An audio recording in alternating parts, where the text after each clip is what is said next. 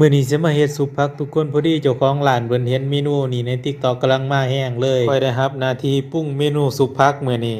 ก่อนอื่นหมดเราก็ต้องเอาผักมาลวกผักเทียมขิงเราจะได้นำไปคั่วเนาะทุกคนคั่วให้มันสุกดีแล้วก็เอามาตำอีกเทื่อหนึ่งทุกคนตำให้มันละเอียดพอสมควรเนาะทุกคนส่วนคนที่ตำนี่ก็เป็นเพื่อนร่วมงานชาวพม่าเฮาลวกผักสุกแล้วเราจะได้เอาเครื่องที่เราตำเอาลงมาใส่ในผักทุกคนแล้วก็ใส่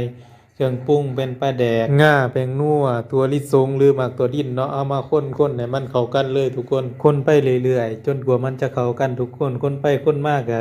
มีกลิ่นสิหอมๆขึ้นมาแล้วทุกคนโอ้ยมาฮอดนี่ก็เบิ่งก็ทรงสิแซ่บแล้วเนาะเราก็มาเติมน้ำปลาเพิ่มหย่อนว่ามันบ่เค็มปานใดทุกคนบัดนี้เราก็เฮ็ดแล้วเรามาตักใส่ถ้วยกันเลยทุกคนทีนี้บ่าวซักนี่ก็ตักใส่ถ้วยแล้วก็มีข้าวสวยหรือข้าวเจ้าบ้านเราเอิ้นเนาะ นี่เป็นจังได๋ทุกคนหน้าตาเฮ็ดด้วยมือตัวเองเนาะน่ากินอยู่บ่ทุกคนนี่ก็คือซุปผักลาวเนาะ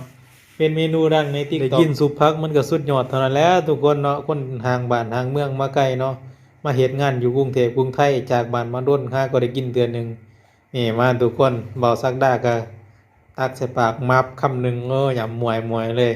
คำใหญ่ๆเลยกินคำนี้ก็คิดฮอดบ้านทันทีเลยทุกคนอยากบอกว่าแซ่บหลายเมนูนี้เฮากินมาตั้งแต่น้อยๆทุกคนใหญ่มาก็ยังมักคือเก่าทุกคนเวลาผ่านไปบ่พอหานาทีเนาะทุกคนในถ้วยก็เบิดเกลี้ยงแล้ว